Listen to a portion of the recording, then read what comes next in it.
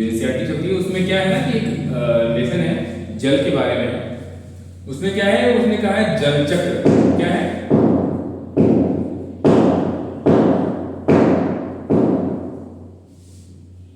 जल चक्र। जल चक्र का मतलब क्या हुआ? जल का चक्र। अब कैसे होगा जल चक्र?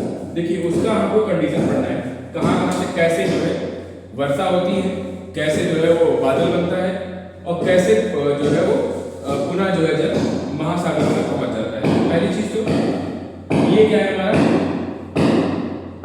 महासागर हो गया। ये क्या हो गया?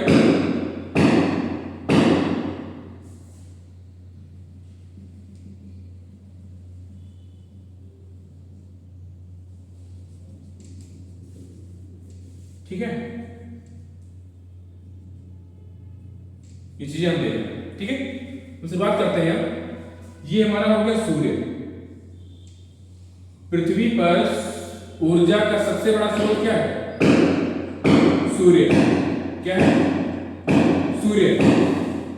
सूर्य से क्या हुआ कि अब जो है वो सूर्य से प्रकाश निकलता है, वह प्रकाश समुद्र में पहुंचता है, वो प्रकाश ये धरातल है, इस धरातल पर पहुंचता है, ये पठारी क्षेत्र है, यहां पर भी पहुंचता है, और इस सूर्य का प्रकाश पर्वतों में पहुंचता है।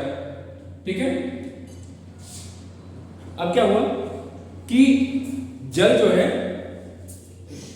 जल कई सारे क्षेत्रों में पाया जाता है। जैसे यहां पर जो है वो जल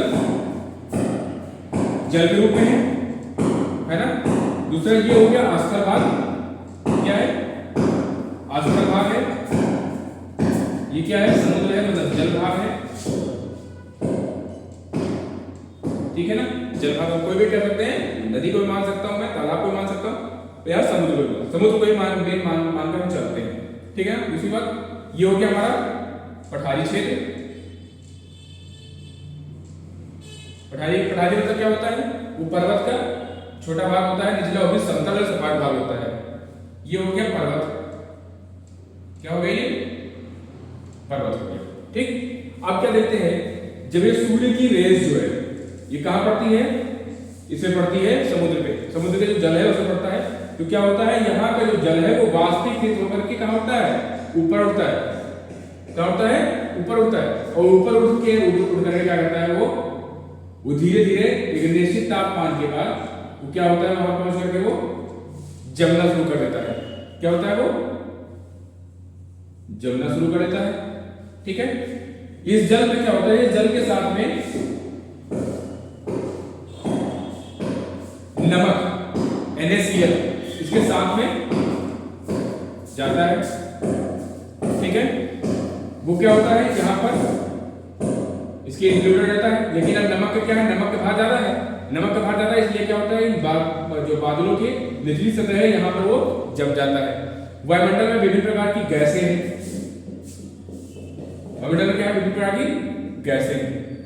इन गैसों में क्या होता है? जब जलवाष्प बनता है, जलवाष्प जब ऊपर उठता है तो उसमें क्या होता है? गैसीय जो मात्रा होती है वो भी उसी के साथ चली जाती है। ऊंचा ऊंचाई कहाँ आती है? वो बादल में आती है। कुछ जो होता है गैसें वो उन बूंदों के साथ में वहां पर होता है, और क्या होता है? कुछ इनके बाहर जो है वो आवरण बना के रहते हैं। कैसे रहते हैं? आवरण बना के रहते हैं। अब बात आती है कि आवरण बना के रहते हैं वो, तो धीरे धीरे क्या होता है कि जब ये जो है संतृप्त अवस्था होती है। संतृप्त मतलब, तृप्त मतलब पूरा होना, भरना। जैसे हम कहते हैं भोजन करने के बाद हम कहते हैं तृप्त हो गए, मतलब हम भोजन कर चुके हैं, पेट भर गया है। जब ये बादल इतना हो जाता है कि ये संतृप्त हो जाता है, संतृप्त अवस्था के बाद क्या होता है? यह जो बादल धीरे धीरे वायु के कारण, जो वायु होती है, ठीक है ना, यहाँ क्या है?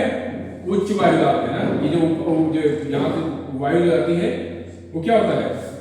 वह उच्च वायुदाब होती है ना।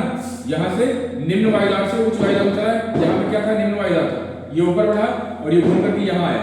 अब ये क्या करेगा? इस बादल को पुश करेगा, पुश करके ढकेलेगा, लेके आया इसको यहां पर, और ये बादल यहां क्या किया? पर्वतों से टकराया।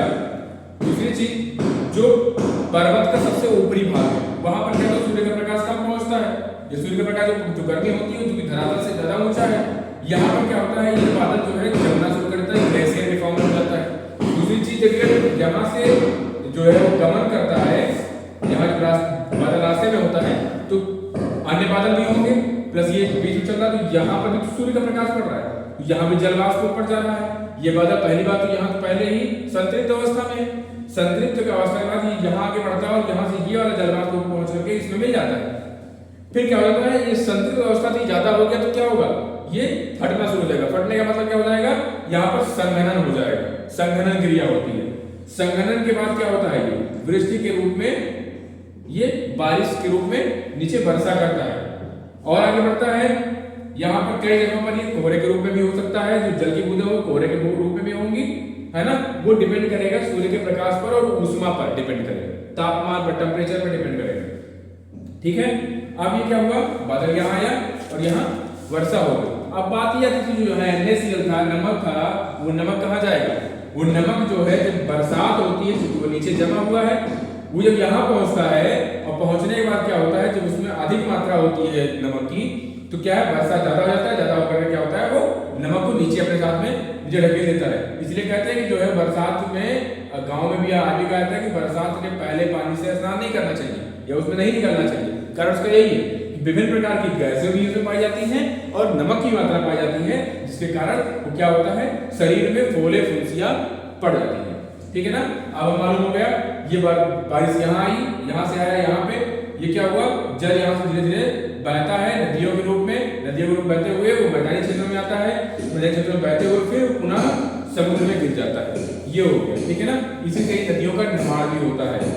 दूसरी बात, अब यहाँ क्या बात, जो नमक था वो नमक में क्या हुआ, नीचे गिर गया, जो गैसीय आवरण था वो भी धीरे धीरे नीचे आ गया और कुछ तो वायुमंडल में घुल गया और कुछ क्या हुआ, धरातल पे आ गया। धरातल पे आकर के पुनः सूर्य का प्रकाश पड़ा, जो जल था वो कुछ तो धरातल के द्वारा जो है वो अवशोषित कर लिया जाता है, तो धरातलीय जल हो जाता है, और कुछ जल जो है बह के चला जाता है, और जो उसके साथ में जो गैस मिली हुई है वो गैस पुनः जो है वास्तविक में होकर के वायुमंडल में चली जाती है।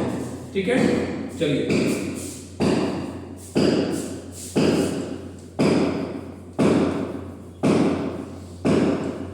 आज बहुत कंफर्टेबल बोले ना।